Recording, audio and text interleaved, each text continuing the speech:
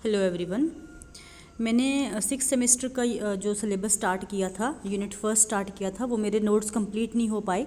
तो मैं जो क्लासेस में करवा रही हूँ यूनिट सेकंड थर्ड फोर्थ हमने कर लिया, तो इसलिए मैं सोच रही हूँ पहले वो वाले नोट्स डाल दूँ, वो वाले टॉपिक्स डाल दूँ ताकि आप लोग वो कंप्लीट कर लो।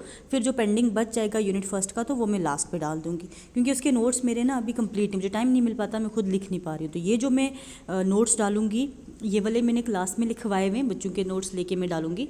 इसमें अगर कोई भी कहीं पे गलती होगी तो मैं बता दूंगी अभी, ठीक है। तो बच्चे आज हम यूनिट सेकंड स्टार्ट करते हैं, mosquitoes and flies as disease vector, ठीक है। Mosquitoes and flies as a disease vector.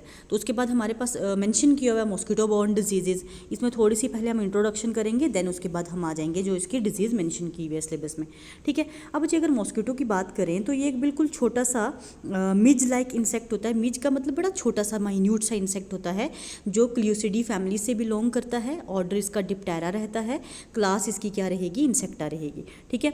अब मॉस्किटो के पास पर्सिंग एंड सकिंग टाइप का माउथ पार्ट होता है, ठीक है। पर्सिंग नीडल शेप्ड होते हैं, पर्सिंग एंड सकिंग टाइप के माउथ पार्ट्स होते हैं, जिसकी वजह से, और एक लंबा प्रोबोसिस होता है जिसकी वजह से वो होस्ट की स्किन के को पंक्चर करता है, इनसाइड जाके ब्लड को सक कर लेता है, ठीक है।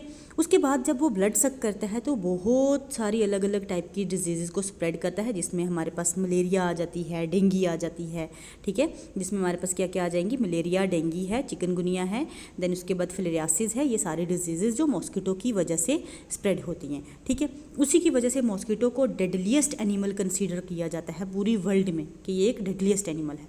देन उसके बाद अगर मलेरिया की बात करें तो मलेरिया जो है वो एक इटालियन वर्ड से डिराइव हुआ है जिसका मतलब क्या है, बैड ईयर, ठीक है। और मलेरिया को मार्च फीवर भी बोला जाता है।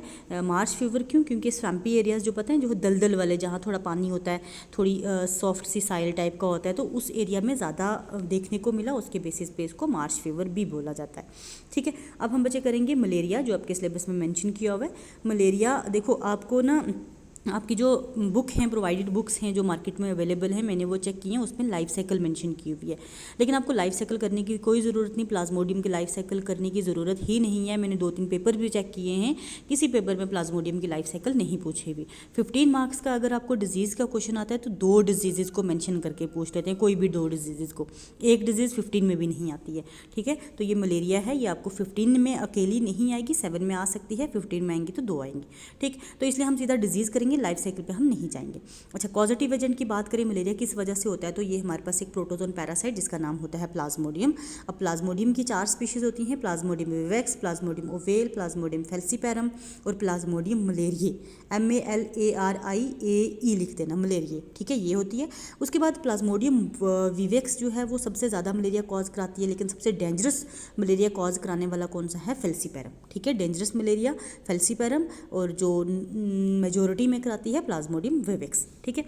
देन उसके बाद अगर इसकी मलेरिया की डिस्ट्रीब्यूशन की बात करें तो डिस्ट्रीब्यूट एशिया और अफ्रीका में मोस्टली पाया जाता है। एशिया में जैसे इंडिया है, हमारी श्रीलंका है, बांग्लादेश है, ये ज़्यादा इफेक्टेड रीजन्स हैं। इंडिया में पर्टिकुलरली बात करें तो इंडिया में हमारे पास यूपी है, बिहार है, छत्तीसगढ़ है, ये ज़्यादा इफेक्टेड रीजन्स देखने को मिलते हैं।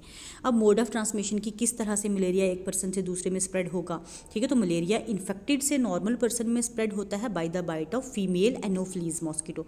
बच्चे यहाँ पे एनोफिलस लिखा हुआ है, एनोफ्लीज है, ANOPHELESE, ANOPHELESE, ठीक है। ये है एनोफ्लीज का स्पेलिंग, यहाँ पे थोड़ा मिस्टेक से लिखा हुआ है। तो ये फीमेल एनोफ्लीज की वजह से एक बंदे से इन्फेक्टेड पर्सन से नॉर्मल पर्सन में ट्रांसफ़र होता है, ठीक है। अब बच्चे बात आती है कि फ़ीमेल ही क्यों हमें बाइट करती है, हम मेल क्यों नहीं लेते, क्योंकि देखो फीमेल्स को, फीमेल मॉस्किटो को एग की मैचुरेशन के लिए चाहिए होता है आयरन, और उस आयरन के लिए वो हमारे ब्लड पे डिपेंड होती है और हमारे ब्लड पे फीड करती है, ठीक है। इसलिए मोस्टली डिजीजेज फीमेल से ट्रांसमिट होती है, मेल मॉस्किटो से ट्रांसमिट नहीं होती, ठीक। अब बच्चे उसके बाद प्लाज्मोडियम जो है हमारे पास एक डाइजेनेटिक पैरासाइट। डाइजेनेटिक का मतलब होता है 2 होस्ट में रहता है। कहाँ कहाँ रहता है, स्टोमिक, स्लाइवरी ग्लैंड, मॉस्किटो के स्टोमिक और स्लाइवरी ग्लैंड में, हमारे आरबीसीज और लीवर सेल में रहता है, ठीक। देन इंक्यूबेशन पीरियड, बच्चे इंक्यूबेशन पीरियड ऐसा टाइम पीरियड होता है जब कोई भी पैरासाइट हमारी बॉडी में एंटर करेगा, ठीक है। एंटर करने के बाद जब तक हमारी बॉडी सिम्टम्स शो करती है, उस टाइम पीरियड को हम क्या बोलते हैं, इंक्यूबेशन पीरियड। अच्छा, इसका कितना रहेगा, इसका हमारे पास 10 to 15 डेज तक रहता है। उसके बाद इसके सिम्टम्स क्या रहेंगे, हमारी बॉडी में जब पैरासाइट आ चुका है, हम प्लाज्मोडियम आ चुका है, तो बॉडी हमारी क्या सिम्टम्स शो करेगी, बच्चे फीवर शो करेगी, और वो 3 स्टेजेस में। सबसे पहले एक आ जाएगी कोल्ड स्टेज, जिसमें बहुत ही ज़्यादा शिवरिंग सर्दी लगेगी। देन उसके बाद बुखार निकलेगा, फीवर वाली स्टेज, हाई अच्छा खासा हाई फीवर निकलेगा।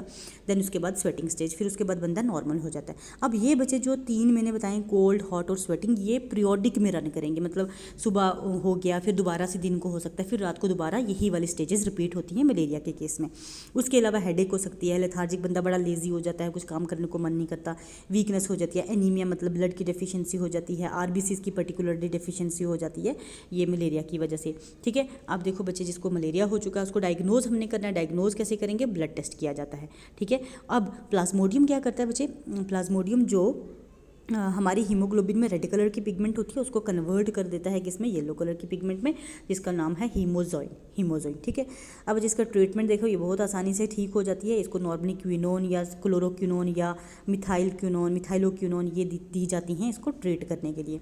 अच्छा, अब हमें प्रिवेंटिव मेजर मतलब हम किस तरह से कंट्रोल करना है। बीमारी हो चुकी है लेकिन स्प्रेड होने से हमने बचानी कैसे है? हमने नेट यूज़ करनी है डोर और विंडोज़ में। ठीक है, उसके बाद डार्क क्लॉथ्स डालने हैं रात को। बच्चे ये एक फैक्ट है, इसके पीछे कोई लॉजिक है या नहीं, बट मैंने फैक्ट देखा था कि डार्क क्लॉथ्स यूज़ करोगे तो मॉस्किटो रिपेल रहेंगे। अच्छा, मॉस्किटो रिपेलेंट जैसे आज अगर हमारे घरों में ओडोमोस आ जाती है, वो कॉइल सी आती है, एक मॉस्किटो कॉइल आती है, एक वो लिक्विड में आ जाता है, तो उन सबको यूज़ करना है। अच्छा, पेस्टिसाइड्स हम यूज़ कर सकते हैं या इंसेक्टिसाइड लिख सकते हो इसके साथ। उसके अलावा गैम्ब्यूसा फिश एक ऐसी फिश है जो मॉस्किटो के लार्वा पे फीड करती है, तो उसको हमने इंट्रोड्यूस कराना है अपने वाटर बॉडीज़, जो हमारे आसपास वाटर बॉडीज़ हैं। और जो स्टेगनेंट मतलब रुका हुआ पानी टैंक में, टायर में, उसको हमने ख़त्म करना है, उसको हमने नहीं रखने देना। ठीक है, तो यहाँ तक हमारी मलेरिया है। कल मैं नेक्स्ट डिजीज़ डाल दूँगी, पहले हम ये यूनिट्स कर लेंगे, फिर उसके बाद मैं फर्स्ट यूनिट का डाल दूँगी। ठीक है, तो आज यहीं तक रखते हैं। Thank you so much.